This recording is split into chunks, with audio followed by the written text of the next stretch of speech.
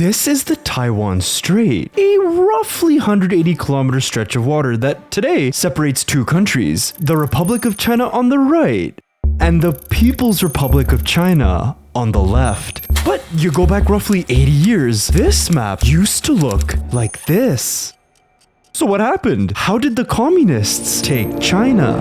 This is a story of revolution, a bunch of them actually, against imperial exploitation. It's the story of how over a century of humiliation gave rise to three men who would go on to change the course of history forever. But it's also the story of how one of these men and his rise to power transformed the lives of millions, and ultimately is the story of how the communists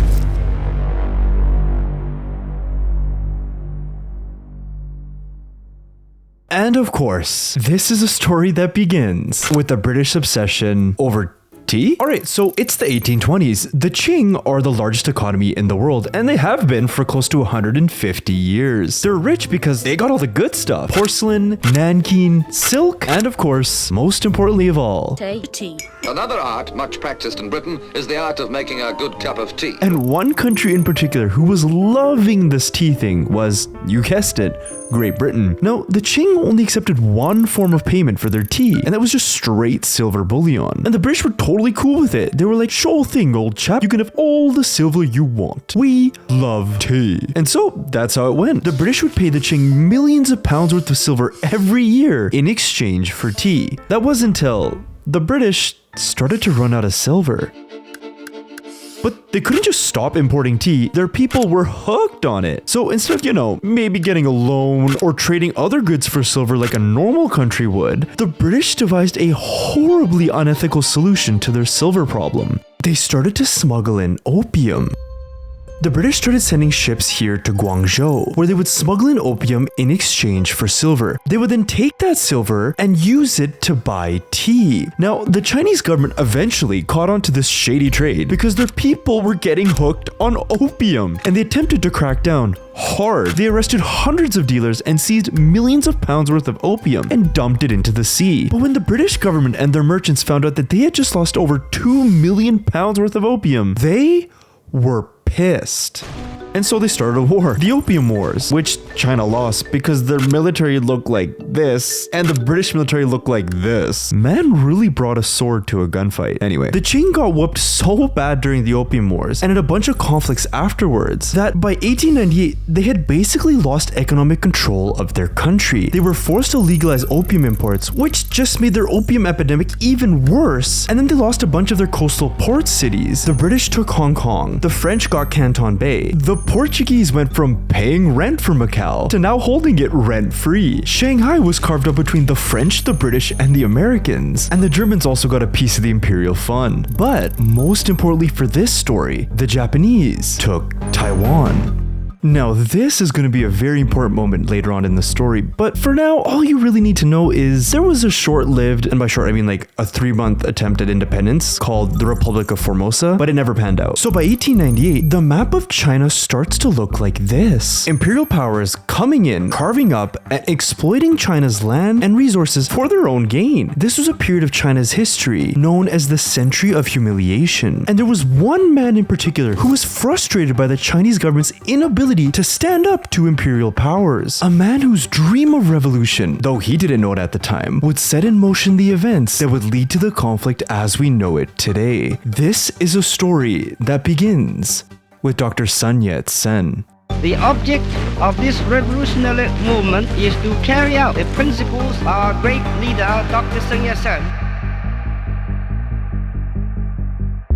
This is Dr. Yat Sen, and while he was in Hong Kong making his Asian parents proud studying to become a doctor, he was also studying to do something else, how to start a revolution. And while in Hong Kong, Sun met 3 other guys who shared his views on the absolute state of China. Like the Qing were not doing a good job. And that's why in 1894, Sun wrote an 8,000 character petition, traveled all the way from Hong Kong to Tianjin to present his petition to one of the most powerful Qing officials, and the man didn't even give him an audience. Ouch. And then, just 1 year later, Japan took Taiwan. Sun was pissed. Peaceful means just weren't gonna cut it anymore. And that's when he founded the Revived China Society. The object of this revolutionary movement is to carry out the principles enunciated by our great leader, Dr. Yat Sen, known as the Three People's Principles. The three principles are: 民治, people will have power to govern themselves; 民有, the right to live for themselves; 民享, the meaning of getting a livelihood for the people. These principles were Sun's guiding framework to transform China from a country exploited by imperial powers to a strong, modern, and independent one. And he was gonna do it no matter how many times he failed. You see, while Sun was touring the world to secure funds for his revolutionary activities, Sun would go on to orchestrate not one, not two, but 10 failed uprisings before finally succeeding.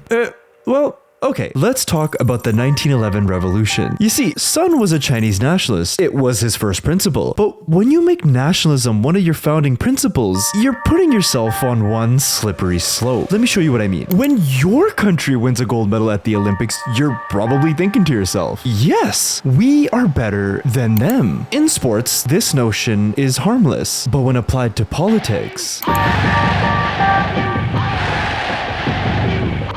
the 1911 revolution started out quite strong, but that's because it had a deeply rooted racist motive: anti-Manchu violence. You see, Sun, along with the vast majority of China's population, are ethnically Han, but the Qing rulers were Manchu, an ethnic minority in China. So, to rile up the Han majority, Sun needed a target, and what better target than the Manchu rulers, whose incompetence Sun saw as the direct cause of all of China's problems.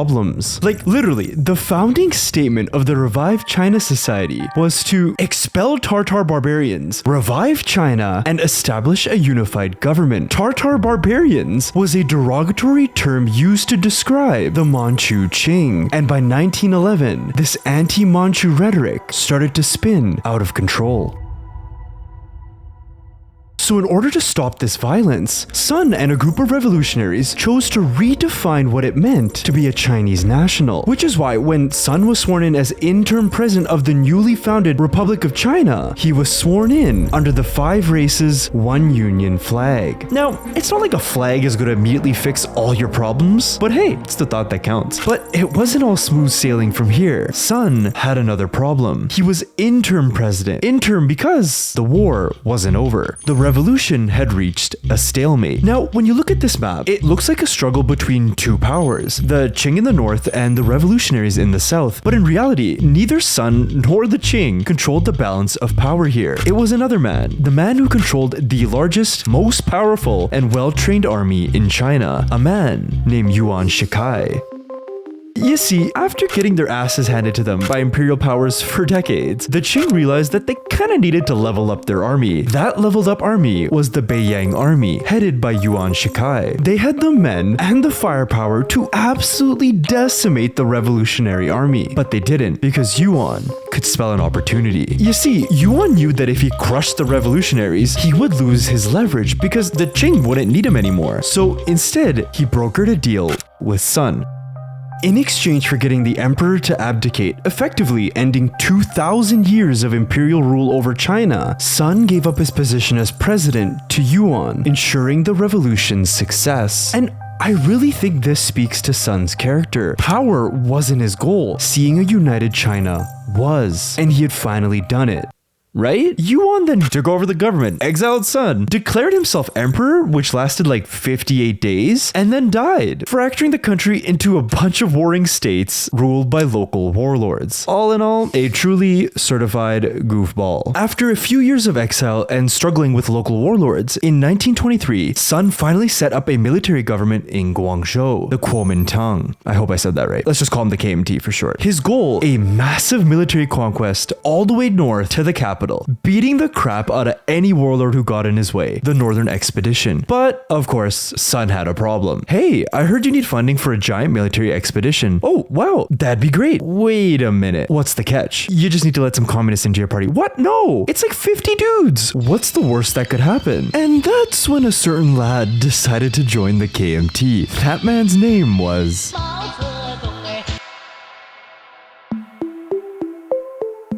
This is Mao Zedong. Today, you probably know him as the revolutionary leader and founder of the People's Republic of China, or that guy with the big picture of his face. But Mao's rise to power didn't come because he had a cult of personality or was dropping bars in his poetry. That all came later. It came because Mao understood what it meant to be poor. You see, rural land ownership under the Qing looked a little something like this. On the top were a class of rich, land-owning families, and on the bottom, roughly half of China's population were these guys. You had day laborers who would be paid a small wage to farm land but didn't actually own any, and then poor tenants who could rent land to farm and live on, but either had to pay cash or a large portion of their harvest as rent. And since farmland is mainly acquired through inheritance, for these guys, being poor in China meant having barely any means of achieving land ownership. This was the world Mao Zedong grew up witnessing. I say witnessing because Mao wasn't actually that poor. His family were relatively rich landowning peasants, but Now Mao was a big revolution guy. So when a famine hit a neighboring city and the peasants revolted in protest, Mao was like, let's go, revolution! The peasants were like, dude, we're poor, we're hungry, and we don't want shit. Help us out here. And the Qing were like, nah. I mean, normally they would help. They had this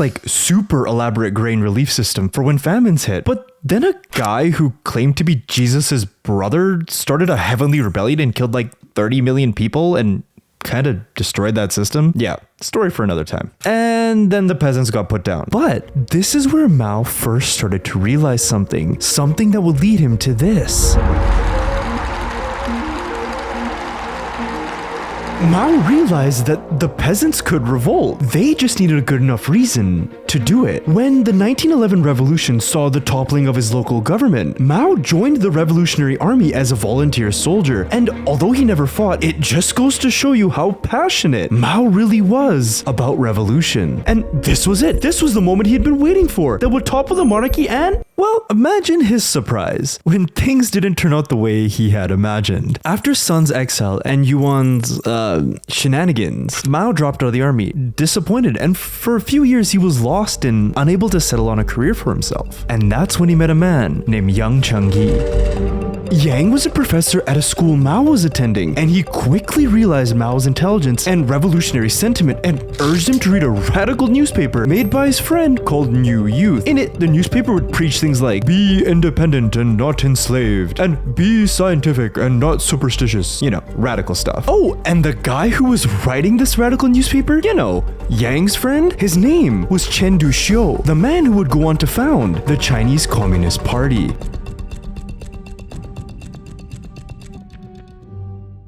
So after a few years, Yang ended up moving to Beijing to teach at Peking University. And Mao was like, don't leave me!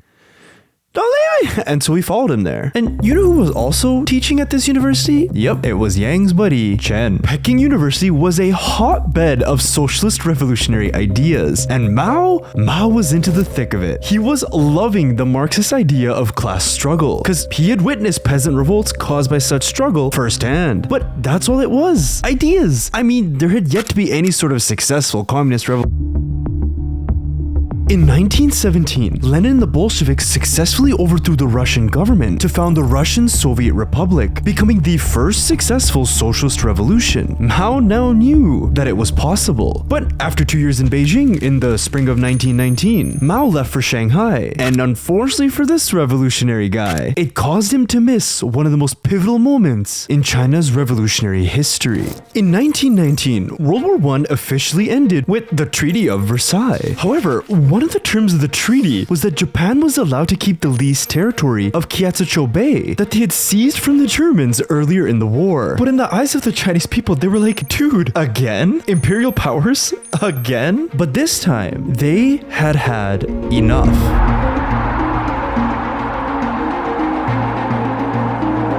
Starting as a small student-led protest led in part by Chen, wider anti-imperial sentiment finally boiled over, leading to the May 4th movement. Thousands of protesters gathered in Tiananmen Square, demanding that the government rip up the concessions made with Japan and the other imperial powers. And under intense public pressure, the government in Beijing caved. They fired officials that had been accused of cooperating with the Japanese and refused to sign the Treaty of Versailles. I mean, I say all this, but Japan still held the territory with a, military force. And then Chen got thrown into jail for organizing the May 4th movement, but then he got out of jail and then he fled to the French concession in Shanghai to, avoid getting arrested again. So basically, the May 4th movement was really successful in getting a bunch of people to yell at the government, but literally accomplished nothing at the same time. But as Mao would later note, the May 4th movement was a new stage in China's bourgeois democratic revolution against imperialism and feudalism. Basically, he's saying the people got woke and that's good enough for me. And it was under this new wokeness that a few months later in Shanghai, they were able to found the Chinese Communist Party.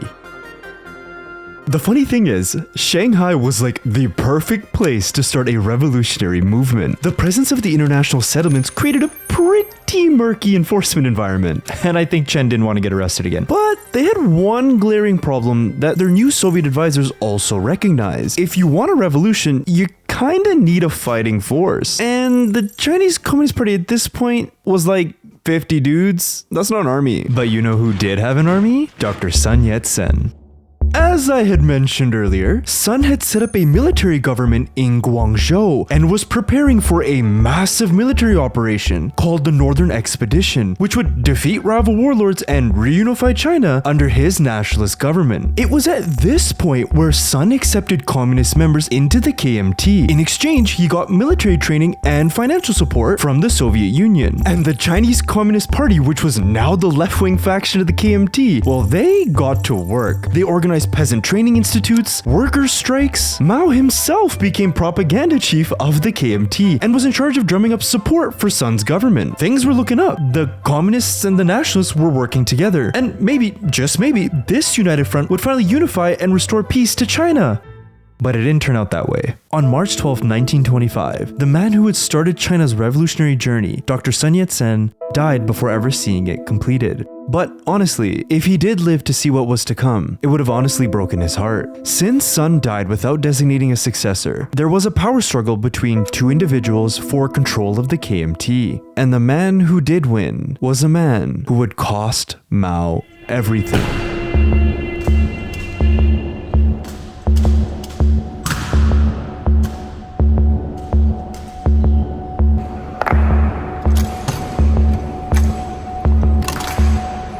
This is Chiang Kai-Shek. Now, like Mao, Chiang was a big revolution guy. He was a fierce nationalist who wanted to expel the Manchu Qing and restore China. Sound familiar? So when he found out about the 1911 revolution, he was like, I'm in. When Yuan took over the government, he was like, I'm out. And when he heard about Sun coming back and doing it again in Guangzhou, he was like, I'm in. Again. By 1924, Chiang had become one of Sun's most experienced and fiercely loyal soldiers, standing by his side through all the ups and downs. And although Chiang was loyal to Sun, there was one thing with Sun he didn't share: his trust in communists. And to understand why, you gotta understand the power struggle at Whampoa between Chiang Kai-Shek and Zhou Enlai.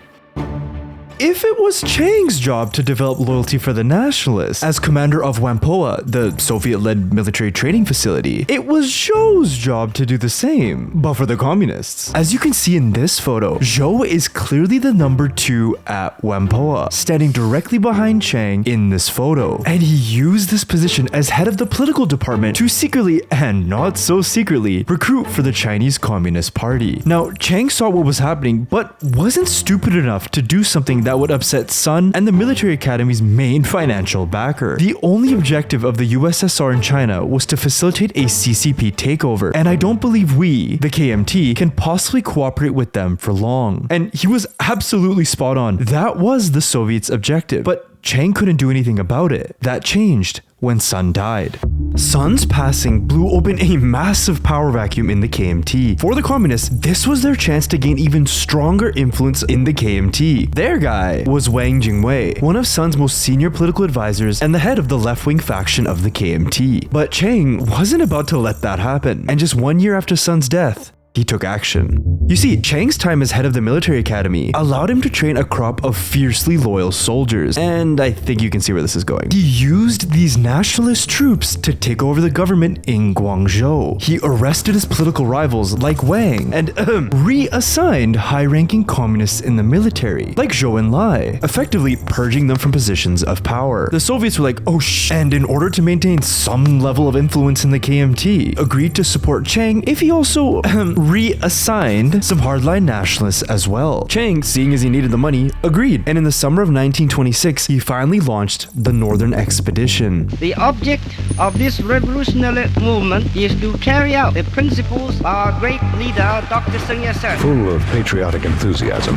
they won victory after victory. In just 6 months, they defeated 34 warlords, and they swept up to central China. Now, although Chiang had basically grabbed power through a military coup, a lot of the communists, including Mao, still supported him. You see, a big reason Sun was able to align himself with the communists was his third principle of Mingxiang, the meaning of getting a livelihood for the people. Now, a big part of that principle was land reforms. Both Sun and the communists believed that China was in some serious need of some land reform. The extent of those reforms, however, were different. Sun believed in greater taxation for wealthy landlords. Mao wanted to chop their heads off. You see, while Mao wanted radical rural land reforms, Chen knew that if they started running around killing landlords, it would break the KMT-CCP alliance. And he was right. When the communists started taking control of areas during the Northern Expedition, they would, in most cases, execute wealthy landlords and redistribute the land to the peasantry. I cannot stress how insanely effective this method was for the communists. These peasants who couldn't even imagine becoming landowners under the old structure suddenly saw their material conditions improve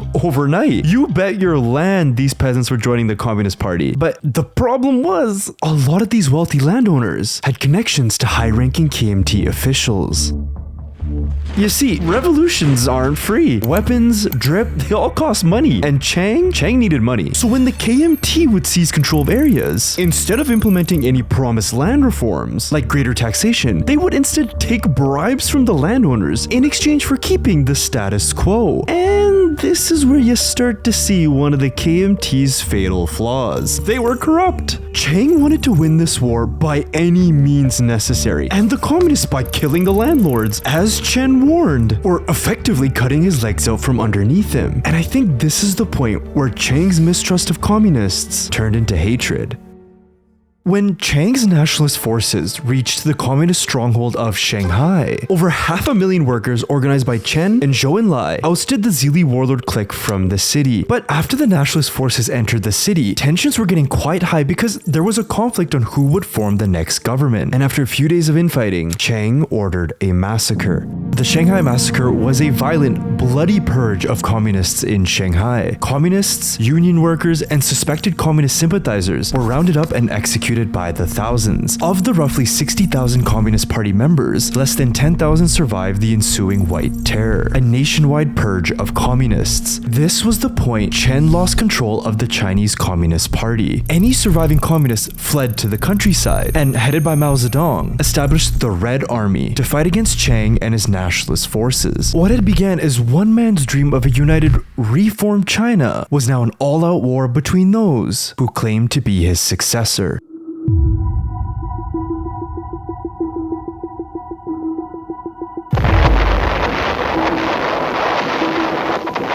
Six years into the Civil War, the communists were losing bad. After learning some new military strategies that were really good at killing people from his fascist nationalist buddies in Nazi Germany, the nationalist forces, about 1 million of them, had encircled and pinned down the bulk of the communist army, roughly 130,000 soldiers and civilians here. Now, by this point, although his guerrilla tactics had helped the Red Army survive earlier in the war, Mao was criticized because he was unable to expand the communist area of control, and his purges of suspected KMT spies, which had, killed thousands. So he was demoted and no longer in control.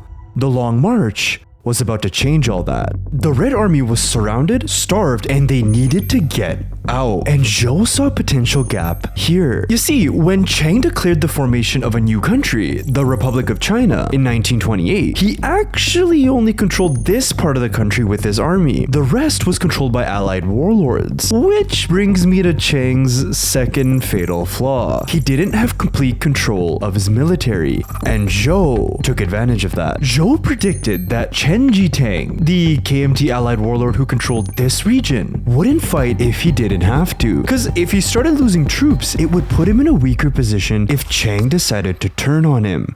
And he was right. After brokering a secret deal, the Red Army passed through the first 3 of the 4 encirclement blocks that were under Chen's control. No fighting, no casualties. But when they hit the 4th block, they were decimated by nationalist forces. Of the 86,000 that attempted to escape, only 36,000 survived the breakout, and now they were on the run. However, because of the losses they had suffered on the breakout, it was at this first stopping point of the march where Zhou Enlai handed control of the military back to Mao. These two would remain as some of the most powerful communist figures in China till the day they died. And after 9 months of brutal, non-stop marching under harsh mountain conditions, under constant pursuit from nationalist forces, just 1 year after the breakout, less than 8,000 survived the long march. The communists were beaten, battered, but they weren't broken. In just 14 years, Mao and the communists would go from near annihilation to taking complete control of the Chinese mainland. So how did they do it? What the hell happened between here and here? You see, as former propaganda chief of the KMT, Mao knew that this was a battle for the hearts and minds of people as much as it was a battle militarily. It was a battle for who would succeed Sun ideologically. Do you remember Sun Yat-sen's 3 principles of the people? Well, each side interpreted those principles for their own gain, but I think Sun said it himself best. A principle is not simply an idea, it is a faith, a power. Simply put, these principles were a guiding framework to achieve the goal of building a strong united China that wouldn't be exploited by imperial powers anymore. And in Mao's mind, Chiang had lost that plot. Chiang was so obsessed with wiping out the communists that he just straight up ignored the Japanese invasion. Like, think about everything China had been through. A whole century of humiliation from imperial powers. In terms of popular support, things were not looking good for Chiang, and Mao took advantage of that. By declaring war on the Japanese, Mao forced Chiang into either having to fight him or the Japanese. And Chiang, after being kidnapped by his generals, agreed to a second united front to drive the Japanese out of China. In reality, this was more of a let's try not to murder each other type of agreement, while they each fought the Japanese in their own way. And Mao's way was rural guerrilla warfare. The Japanese committed horrible atrocities during this war, images that I can't even show you because it would demonetize the video. So every single time the communists either repelled or seized territory from the Japanese, they were seen as liberating heroes. Because while the nationalists were fighting the Japanese, they would steal supplies from peasants, force them to give shelter, all while taking bribes from the wealthy landowners to reverse any of the communist-led land reforms. That is, if they didn't already, have their heads chopped off. By contrast, Mao's Red Army was insanely disciplined when it came to the treatment of peasants specifically. Any Red Army soldier found looting a peasant's home would be shot on the spot. This allowed the communists to gain the reputation of the guys fighting against imperialism, which, considering everything China had been through, is some pretty good propaganda if I do say so myself. So when the Japanese surrendered in 1945, there was peace talks between Chiang and Mao, but they broke down because they hated each other, and so the Civil War was back on. But this time, things were different. As you can imagine, the Japanese surrender left a massive power vacuum in the areas they had formerly occupied. The Nationalists grabbed Taiwan because, well, the communists didn't have any boats, and the communists booked it as fast as they could into Manchuria. You see, Manchuria was a massive part of the Japanese industrial war complex. So, simply put, after Japan's surrender, it had a shit ton of weapons lying around. So, after the Soviets, who were occupying the territory, saw the Nationalists get a $4 billion stimmy check from the Americans, because Cold War shenanigans, they handed over all the weapons lying around to the newly formed People's Liberation Army, and they were about to make history. By November 1948, after only a month and a half, the communists won control of North China. Encountering only occasional resistance, communist troops pour into South China. In 3 days, they will be at the walls of Nanking. As Kuomintang, China disintegrates, Chiang has appealed to America for more military aid, although he has received more than $2 billion since VJ Day. But it is too late to stop the communist tide.